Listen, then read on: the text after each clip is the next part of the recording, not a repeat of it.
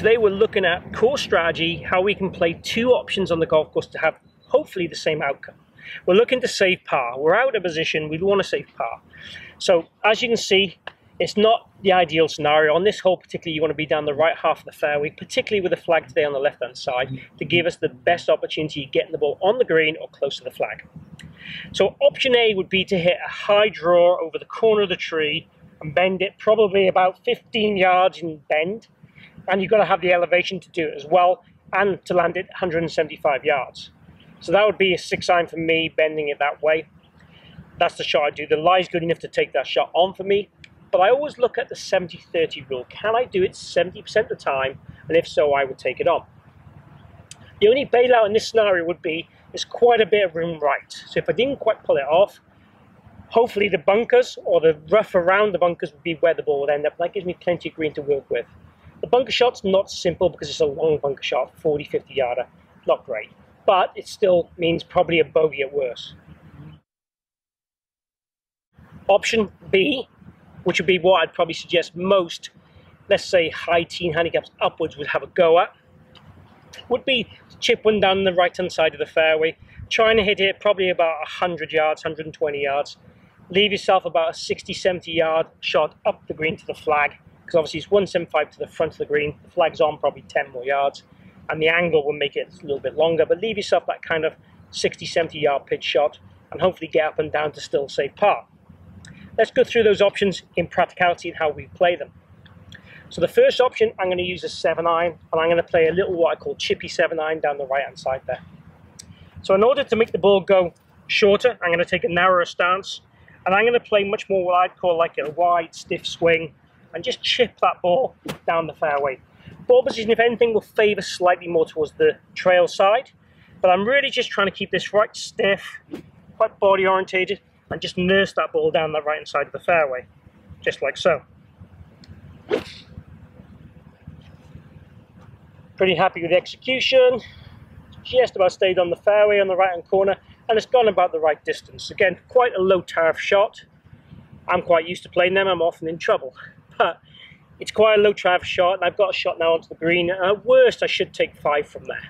At worst. And that's what we want to make sure you do at worst.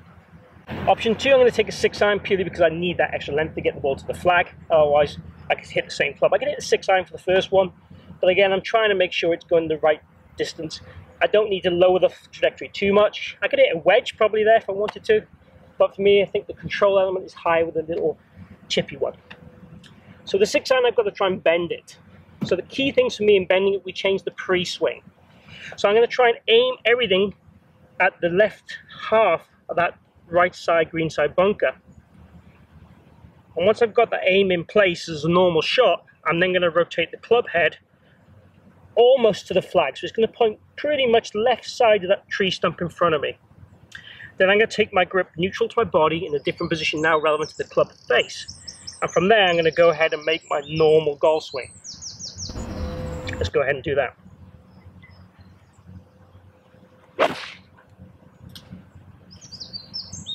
So it's got a bit of curve on it. It just clipped the outer branches of the trees a bit lower than I wanted it to be.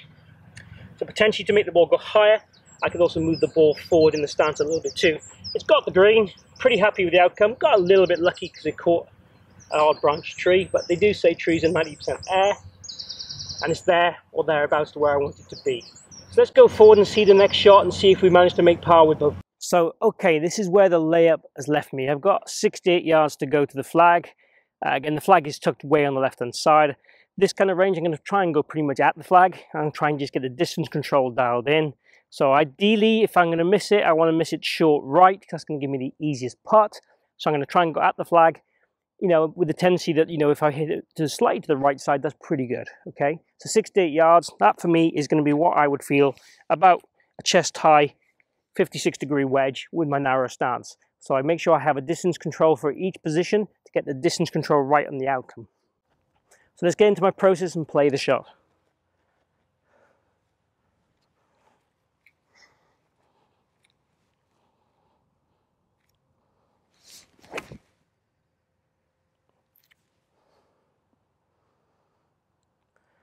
Ooh, just a couple of yards short there, but pretty good. So the outcome of my two shots. tiny bit short with the pitch. Uphill putt, 15 foot or so. Not as good as I would like it to be, but I can still have an opportunity of making par. The hook around the trees with the 6 I'm really pleased with. I've got, what, 20, 25 feet there for birdie. So let's go and do that one first and box that off for a par, hopefully a birdie. But let's see what we can do. Again, I'm not going to go through my full process. I know the greens pretty well. So let's just try and get that ball.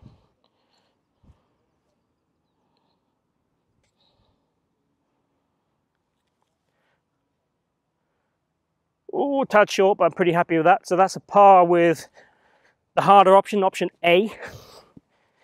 Let's see if I can match it with a layup option. Again, if my short game was a bit sharper, I'm sure I could. I'll certainly threaten the hole more than I did with this pitch.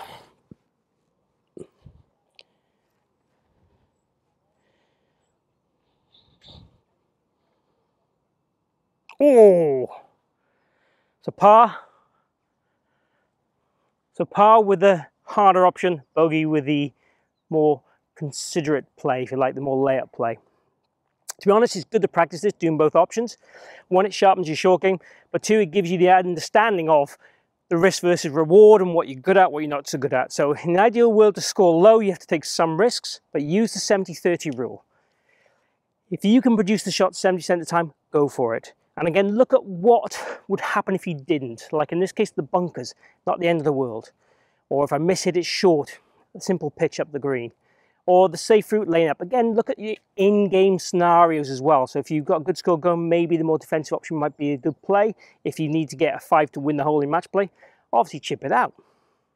So use your brain, use your intelligence in action. So hopefully you've enjoyed this video. It's been a bit different for me. It's not the classic instructional piece that I would do. If you have enjoyed it, please click like and please share the video. I really appreciate if you could do that. Also, if you have any requests or any questions, please post them down below and join the conversation. Lastly, if you haven't subscribed, please hit my logo down this bottom corner. Join me on my journey. Let's lower your scores and improve your golf. And thank you for tuning in today, and thank you for watching. See you again here soon.